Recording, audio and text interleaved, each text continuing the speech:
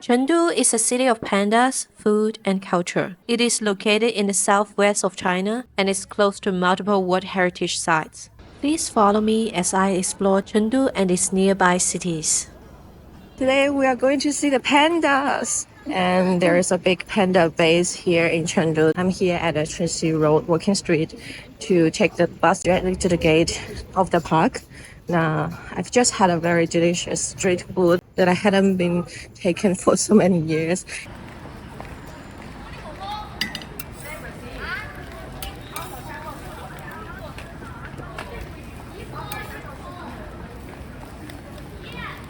It takes me back to the years that I was working in Beijing. So now, let's go to take the bus. The bus we took was operated by Chengdu Public Transport, which started from IFS International Finance Center under this big panda statue. It traveled directly to the panda base. So we have arrived here at the Chengdu research base of giant panda breeding. When I arrived, I found out through WeChat there is no ticket left for today. So if you are traveling in China in July like this with so many tourists, you have to book the ticket in advance. But thank God, in the last minute, we found out that at the main gate there is a ticket booking. If you have cash, then you can buy last minute ticket to go inside. So let's go. This giant panda base could be the only place in the earth that you could view as many pandas as possible in a day. The bay has been established in 1987 and started with 6 giant rescued pandas, and now it has breeded over 200 pandas. If you want to see as many pandas as possible, you must start from the west gate in the early morning. We arrived around 10 o'clock and had the best experience as possible. We started the journey from the Panda Creek Valley. Most of the pandas started to become active and having their bamboos at the time. They are so adorable. The adult pandas could be as huge as a human, so it's like viewing human-sized dolls comes alive. There are a lot of pavilions in the base. Each of them holds different pandas. If you don't know where to go, then following the Chinese. We were so lucky to spot pandas fighting. The tour guide on the bus told us that it was so rare to see them wrestling with each other. And if we spot pandas fighting, we were as lucky as winning a lottery. 他开始了，开始了，开始了！哎哎。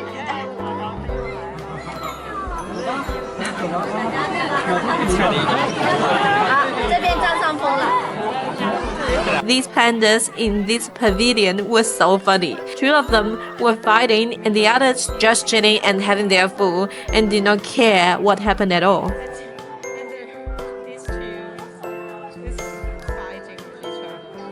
At lunch, I had this panda pouch-shaped brown sugar ice jelly. Another funny dessert you could have in the base was this panda-shaped vanilla and strawberry ice cream.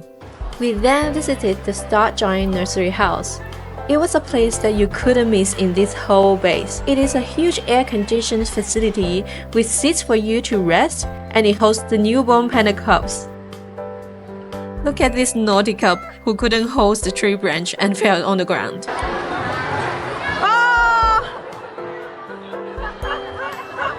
And the intense moment of these cuties quarreling to walk on this tree bridge.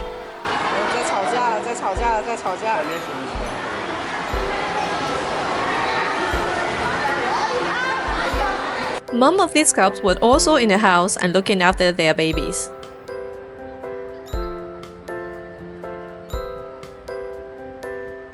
There are a lot of panda toys, keychains, bags, and other goods that you could buy in the panda base and also all around Chengdu city.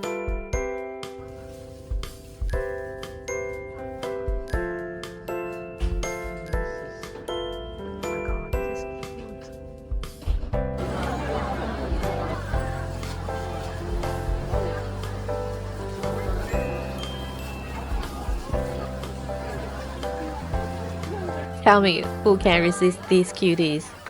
At dinner, we had another significant dish in Sichuan cuisine, which is spicy boiled fish.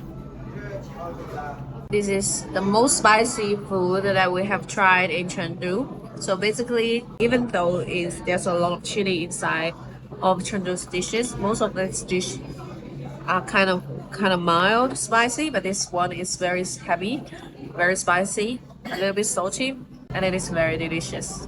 I'm now in Chengdu's Kuaizhai Alley. It is a tourist attraction area, and today is Monday evening, and it's absolutely packed. And there's so many things to do, little things to buy, and then food street. Let's go to see what's inside this packed alley.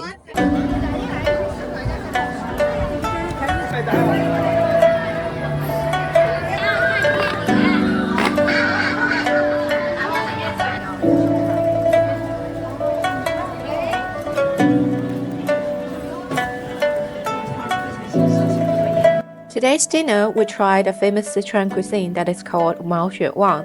As you can see, ingredients like beef, beef entrails, duck blood jelly, and vegetable are cooked in boiling chili water.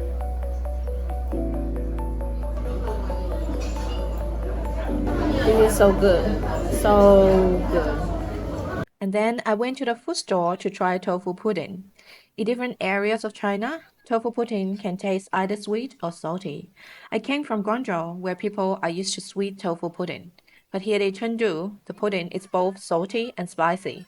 So my mom is definitely not keen to try this. This is a fresh tofu with the spicy and salty taste inside. It is so good. It is out of the world, even though it's not sweet, but it is different. I definitely like this.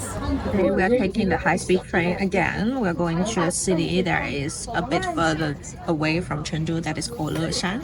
We're going to visit the famous Leshan Giant Buddhas and also enjoy the very delicious local food there.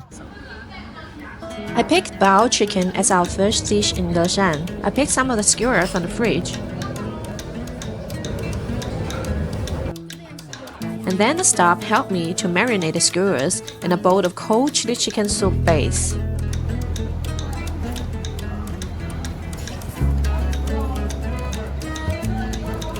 It is not only spicy, but also have a little taste of sweetness inside. This is so good. I'm so happy for it. Then I had a famous local dish, braised duck with sweet skin.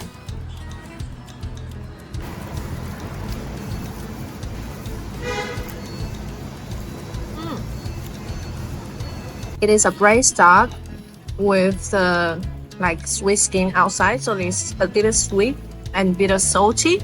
It is very interesting taste. I like it too. If you have tried Peking duck, this one tastes a little bit similar but different. So Peking duck is roasted duck. This one is braised duck. When you have a Peking duck, you need to dip some sauces in order to get it flavor, but this one is good on its own flavor.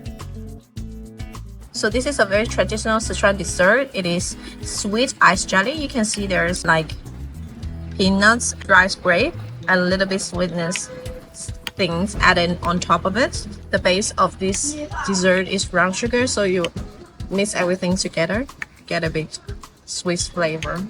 And because it's a bit cold, so it take out the heatness of this summer, and it is not too sweet, not insane too sweet, because as Chinese, the highest praise for dessert is not that sweet. It is absolutely right on spot and very fresh. This is a great dessert for the summer.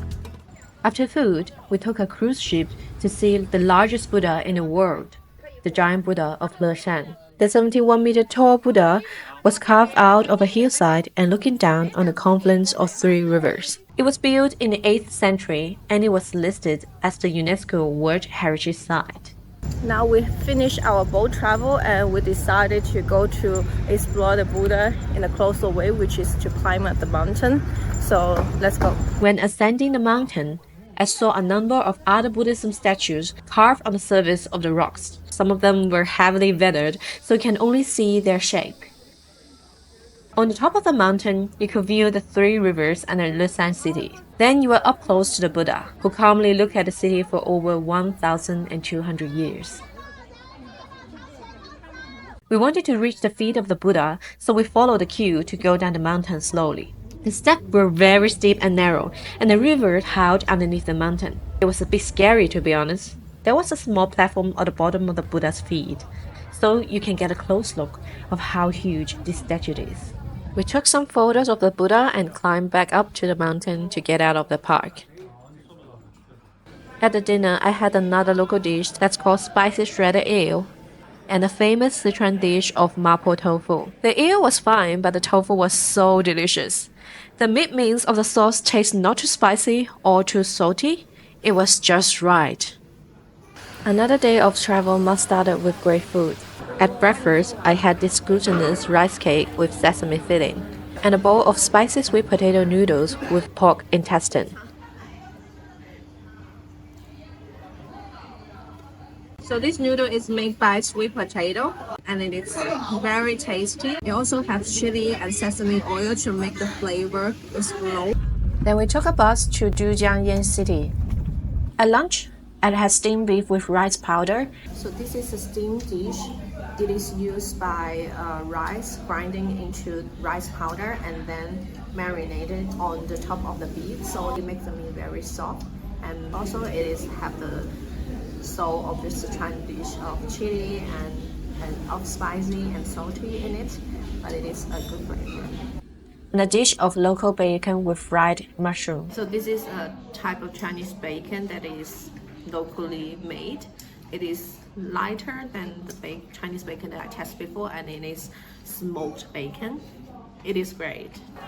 After food, we head to the ancient irrigation system that's called Dujiangyan, which is another UNESCO World Heritage Site. The construction of the Dujiangyan irrigation system began at around 256 BC, and it was designed by an engineer called Li Bin. It is still in use today to control the floods and irrigate farmland of the Chengdu plain. So as you can see today, the flood water is flowing down to the down lower stream. It is the best day to see how this ancient irrigation project works.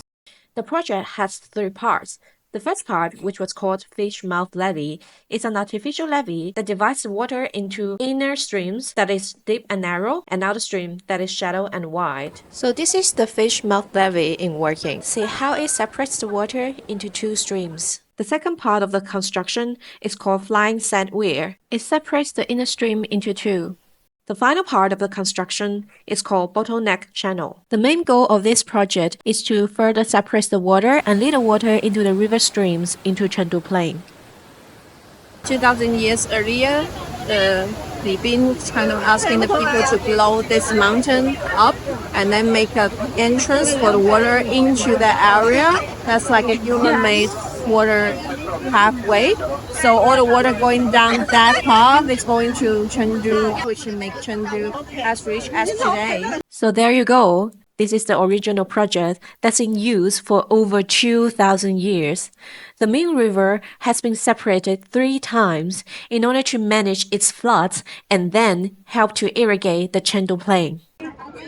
Even though this irrigation project started like 2,000 years ago, but it is still in use because of the thousands of years peoples of management here. So this little river here is actually built by People's Republic of China in 1970s in order to again manage the flood water. You can see the water speed here is lower as previous.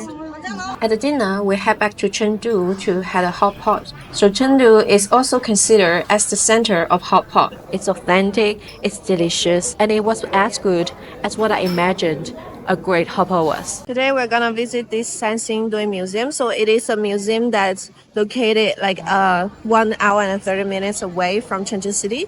It's site people has found out that contains stuff that from thousands of years ago. I think from the introduction that I saw on the internet, the thing listed here in this museum is kind of around 1700 BC. So it's like 2,000-3,000 years ago from now. So today we're gonna to look at it and see.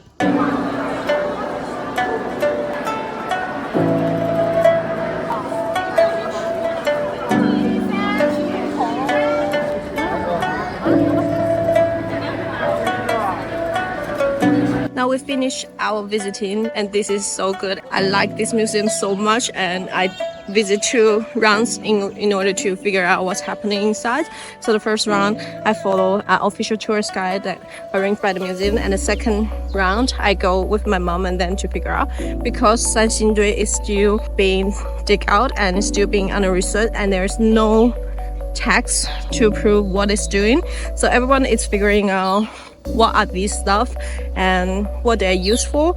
So there's no conclusion yet for this side. So it is a great place to use your imagination to figuring out what the stuff inside that is being used.